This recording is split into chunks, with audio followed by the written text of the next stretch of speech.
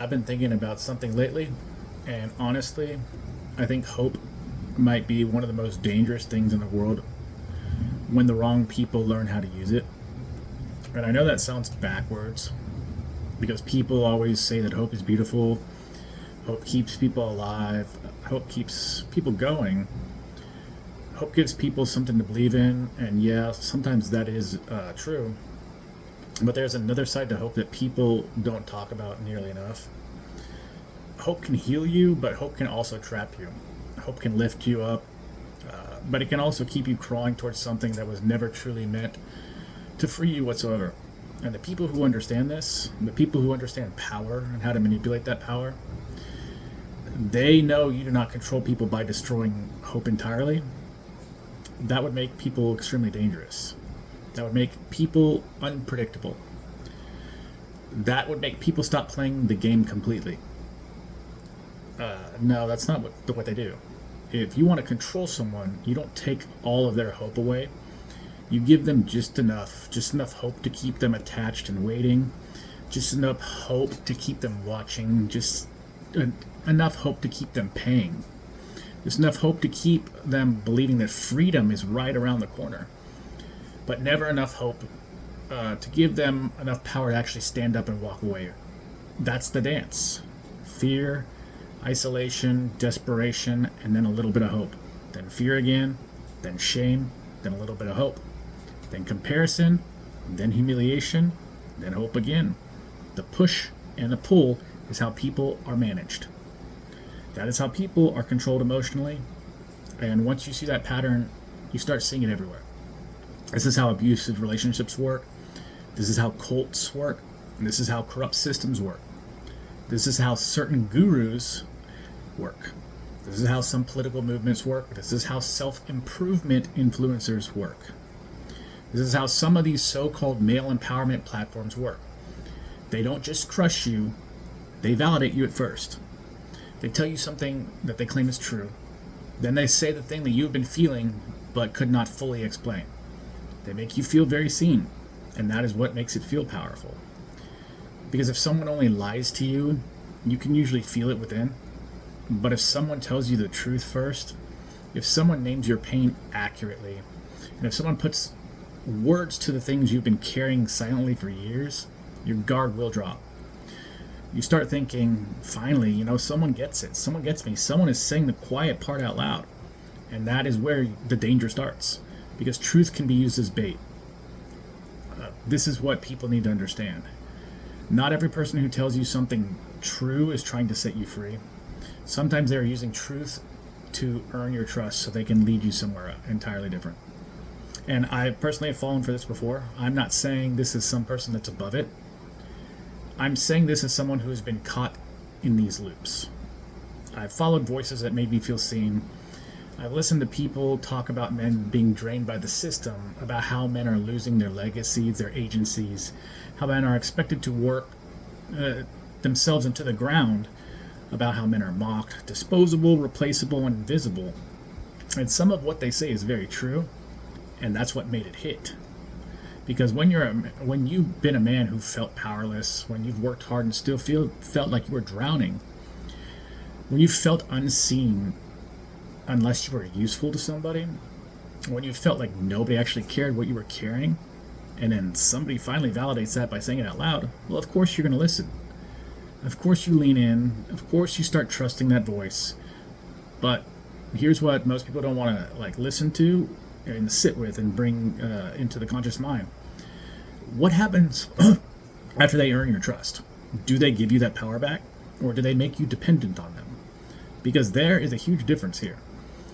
A real teacher makes you need them less and less over time. A manipulator makes you need them more. A real guide will help you stand on your own feet. A controlled voice keeps you emotionally hooked. A real person will tell you to think for yourself, use your critical thinking skills. A master manipulator says, oh, only I understand the truth, and you need to follow what I do. And that distinction matters. This is what controlled opposition looks like. It's not always some guy in a dark room with a suit, taking orders. It doesn't have to necessarily look like this. Sometimes it's just a person, a platform, or a movement or belief system that absorbs your anger, validates it, profits from it, and then redirects it into absolutely nothing useful. It just gives you somewhere to put your rage. It's without giving you a real path to any type of freedom. It lets you feel awake. You just feel like it. You're not actually awake without making you independent. It lets you feel like you're rebelling while you're still inside that same machine. This is the part that most people miss. Because these controlled oppositions, they don't always sound fake. A lot of times it will sound more truthful than the mainstream media. This is why it works, because it feels very niche. It says, well, yeah, you're being lied to. Yeah, the system's broken. Yes, men are struggling. People are being used. The world is upside down. It's like a reverse karma system here, a prison planet, and your nervous system goes, finally, if someone sees it, then what? Then where do you go from there? Where does this energy go? Does it build your actual life? Does it make you healthier? Does it make you more disciplined? Does it make you feel free? Does it make you peaceful? Or does it make you harder to manipulate? Or does it just keep you angry, insecure, addicted, and consuming? This is the real test. Because a lot of these platforms are not actually trying to heal men at all. They are farming you. They find you when you are hurt. They find men that are rejected, who feel invisible, who feel powerless, and who feel humiliated by life. They feel like they've been lied to, and when they validate this pain just enough to gain your trust, instead of helping you reclaim yourself, they keep you in a cycle. They tell you you are powerful, and then they will tell you you're worthless unless you become like me. You need to read 7 books a day, you need to have a Lamborghini. This is not how it works. They tell you you are being used by the system, and then they sell you an entirely new system themselves. They tell you women are using you, and then they use your pain for their monthly revenue. They tell you to escape the matrix, and they will turn your insecurity into a new subscription model. The man will think that he's waking up, but really you're just transferring your dependency from one machine to another. You're just a cog. This is not freedom. They are just rebranding the cage. They are rebranding the prison. I want to be very clear that I'm not saying that men do not have real problems. They absolutely do. Men now, with so much social media these days, are extremely isolated. They're disconnected. They're starving for something spiritually. We are told to be useful, but not emotional. Men are told to provide, but to not complain whatsoever. You're told to be strong, but you're mocked when you break. You're told that you're privileged, while many are just quietly drowning. Men are losing relationships, family, purpose, direction, and identity. A lot of men are walking around with no brotherhood, no guidance, no family, no emotional language, no spiritual foundation whatsoever, and no real place to put their pain. This is extremely real. But because it's real, that makes you as a man easier to exploit. That's the part that most people don't want to admit. Pain makes people vulnerable. Isolation makes people vulnerable. Shame makes people vulnerable. And when a man has no place to go, the first person who makes him feel seen can gain emotional power over him. That is why discernment matters. Discernment is your superpower. Because not everyone who speaks to your wound is trying to heal it. Some people are trying to own you. They're trying to own that wound. And this goes way beyond just men's content. This is how power works in general in the system. When someone has power over you, most of the time, they will not or try at all to truly empathize with you. They might pretend, they might use the right language, they might make public statements about this, they might say that they care, but power changes people. The more insulated someone becomes from consequences is what happens. The less that they feel what their decisions do to others, And We all know this instinctively. That is why almost every story that we tell children when they're growing up have the same basic patterns. The wrong person's in charge. That's the story over and over again. The wrong person will take the helm, the wrong person will take the throne, and the empire will die. The powerful family rigs the system and decides who matters. A corporation looks at an entire civilization and says, your life is in the way of our profit.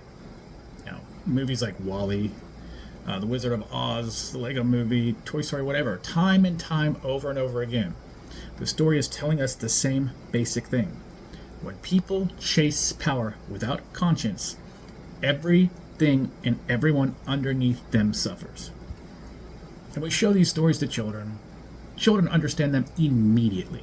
A child can watch the movie and say, this guy's wrong. This guy's evil, this person's selfish. That person is hurting everyone, and that guy doesn't give a damn about anyone. A child can see it. But then we grow up, and somehow we let the same thing happen in real life time and time again. We just chalk it up to business. We call it politics. We say it's just the economy. We call it realism. We call it adulthood. We just say it is what it is. This is just the way things are. This is absolutely insane to me. Because maybe that child was not naive. Maybe the child was right. Maybe we were trained out of seeing clearly.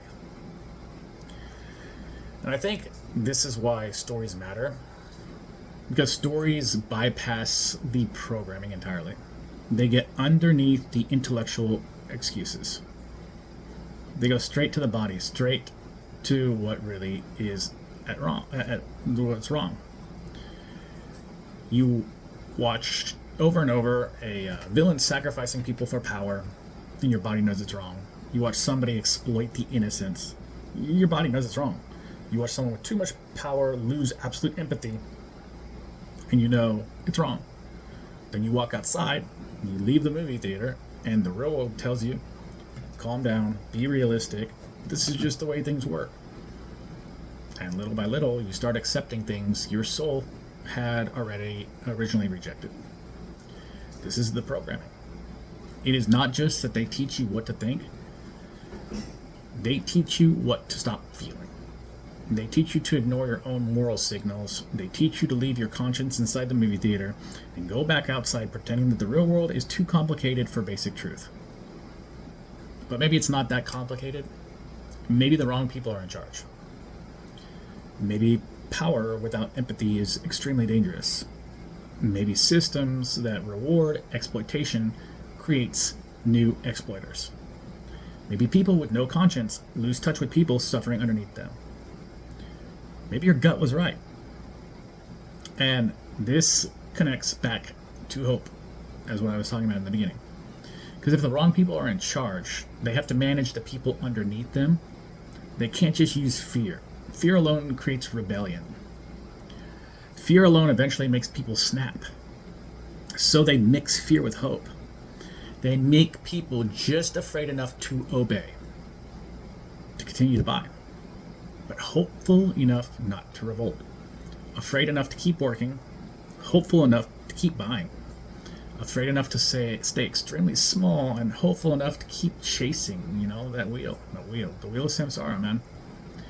Afraid enough to feel powerless, but hopeful enough to believe that the next course, the next election, the next guru, the next relationship, the next promotion, the next breakthrough, the next one day will finally save them. This is the trap again. Hope becomes a leash. And the leash does not feel like a leash because it's made out of possibility. This is what makes hope so dangerous. I felt this in my own life. False hope is absolutely brutal. False hope keeps you emotionally suspended. It keeps you waiting for someone to become who they never, ever chose to become or will choose to become. It keeps you waiting for systems to care that were never built to even care in the first place. It keeps you waiting for people to take responsibility who benefit from never taking responsibility. It keeps you attached to a version of reality that does not exist. And the whole time, you are bleeding energy into something that is not giving you a damn thing in return. That's why false hope can feel like a cancer, like a disease, because it spreads. It eats your peace. It convinces you to hold on longer than you should. It whispers things like, maybe, soon, just wait, things will change, they'll understand. Sometimes they don't. Sometimes the hope is not a sign. Sometimes it is the hook. And this is extremely hard to admit because when you let go of false hope, you're not just letting go of a person or just a system. You're letting go of the version of yourself that survived by believing things would eventually make sense.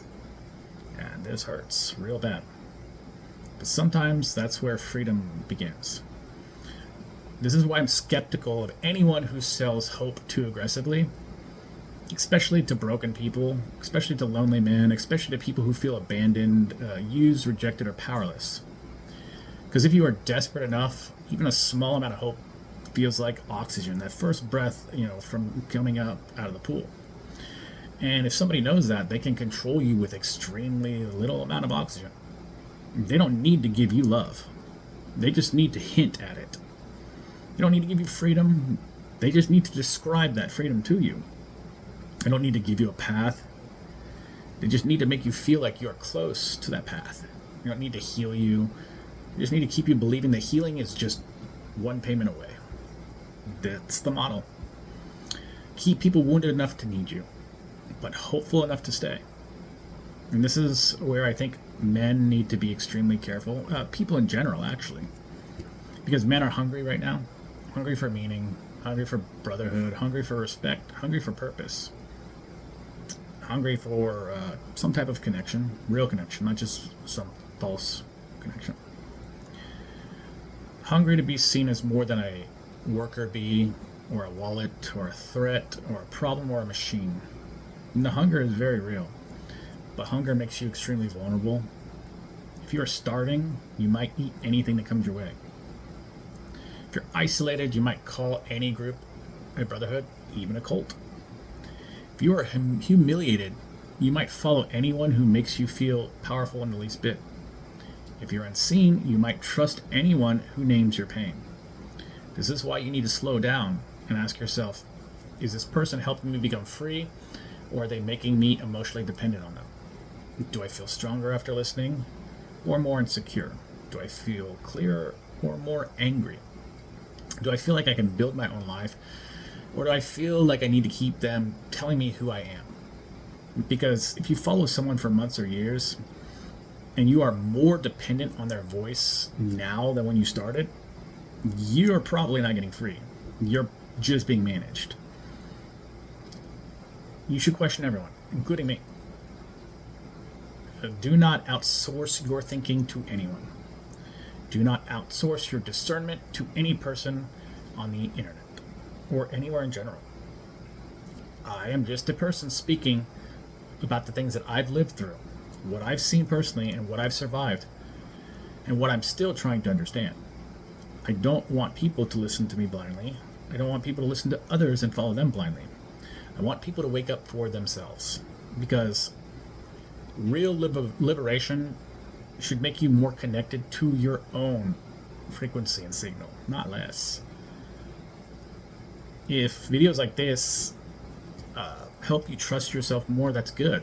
If they make you question things more clearly, that's good. If they give language to something you already felt, that's also good. But the goal is not for you to need someone forever. The goal is for you to become harder to manipulate. That's the point to all this. And I know some people are going to say, what are we supposed to do then? I understand where that person's coming from. I get that question, because it's easy to see the problem and then feel overwhelmed, and then to say, okay, the system is broken, power corrupts empathy, and hope is used as a leash, and people are being exploited, and people are being manipulated, so what now? And honestly, I think the answer starts smaller than what people really want, because everyone wants some type of massive revolution, some giant movement, some final collapse, some dramatic awakening where everything changes overnight. But real change usually starts when you refuse to feed the machine inside your own life. You stop giving rage to people who profit from keeping you angry. You stop giving your hope to people who never gave you anything real in return. You stop giving your trust to people who only validate your wound but never helped you heal from it. You stop confusing visibility with trust.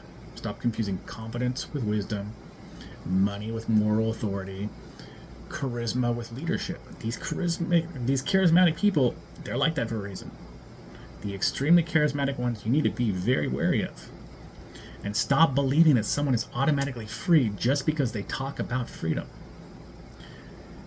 A man in a cage can still sell you a course about accepting the cage. Another thing, brotherhood is real. I think that most men can benefit from being around other men. Men need places where they can speak honestly, people who will call them out without humiliating them, connections that are not based on just sheer performance, and other men who understand the weight that they're carrying. But this should not become another form of a trap. If it belongs behind some type of paywall or subscription, and every relationship becomes a funnel towards another network of marketing campaign, then you need to be honest with yourself about what's happening. I mean, this doesn't mean nobody can make money, of course. People have bills, you've got bills to pay. Creators have bills, I understand this. There's a difference between supporting someone's work and being emotionally farmed. There's a difference between community and dependency. There's a difference between brotherhood and a business model that needs you lonely enough to keep you paying. This is where you go back to thinking about those movies from your childhood. Maybe the reasons that these stories keep repeating is because some part of humanity already knows the truth. We know what happens when the wrong people are in charge. We see this now. Just look at the world. It's a disaster. We know what happens when greed replaces conscience. We know what happens when power becomes disconnected from consequence entirely, and what happens when people stop seeing each other as humans. We know this. We just keep pretending we don't know because acting on it is harder than admitting it. But humans have done extremely hard things before. You know, we crossed oceans, we built cities, we learned to fly, created the internet, all sorts of things. You know, we took dreams that sounded insane and made them extremely normal. So why is this the one area where we suddenly need to become realistic? Why is moral evolution the one thing people act like is impossible?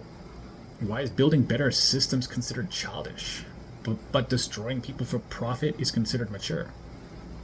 Why is empathy naive? Why is compassion unrealistic? But endless exploitation is just another Tuesday. It's just business. This tells you something very deep. It tells you how deep the programming goes.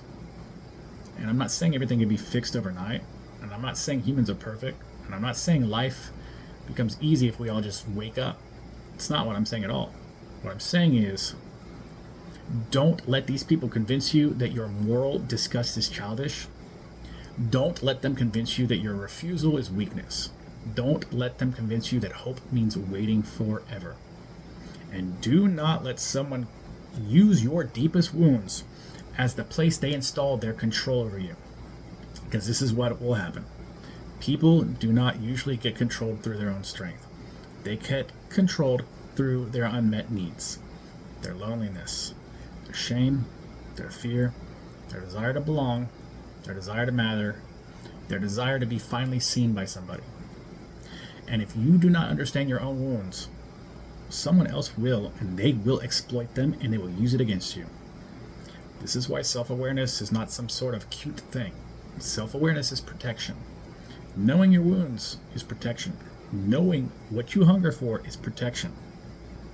Knowing where you are most vulnerable is protection. Because if you don't know what you are starving for, someone else will feed you poison and call it purpose. If you don't know where you feel weak, someone is going to sell you fake strength. If you don't know where you feel unseen, someone will validate you just enough to own your attention. If you don't know where you feel powerless, someone will give you the fantasy of power while keeping the real power for themselves. And once you see it, you can't unsee this. So be careful with hope. Not because it's always bad, but because hope is powerful. And powerful things can be weaponized. Hope without action becomes sedation. Hope without discernment becomes manipulation. Hope without truth becomes absolute delusion. And hope without self-respect becomes dependency. The kind of hope I trust now is not the hope that says, just wait. It's the hope that says, move. It's not the hope that says, keep believing that these people are going to change. It's the hope that says, build a life whether these people change or not. It's not the hope that keeps you attracted or attached to people who keep hurting you. It's the hope that helps you finally walk away from what's been killing you all along. This is the difference. That kind of hope is not a leash. That kind of hope is a weapon. And that's what I want men to understand. Your anger is real. Your pain is real. Your exhaustion is very real. And your frustration with this broken system is real. Your loneliness is also real.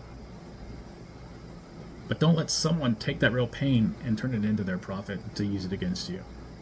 You use it to build something in yourself, to get stronger, to get clearer, to find your real people, to take care of your body and to take care of your mind and protect it. Question the people who profit from your insecurities. Question the people who need you desperate for some reason. And who always make freedom seem just one step away, but somehow keep you stuck in the system. Because the goal is not to be a follower of someone who talks about freedom. The goal is to be free.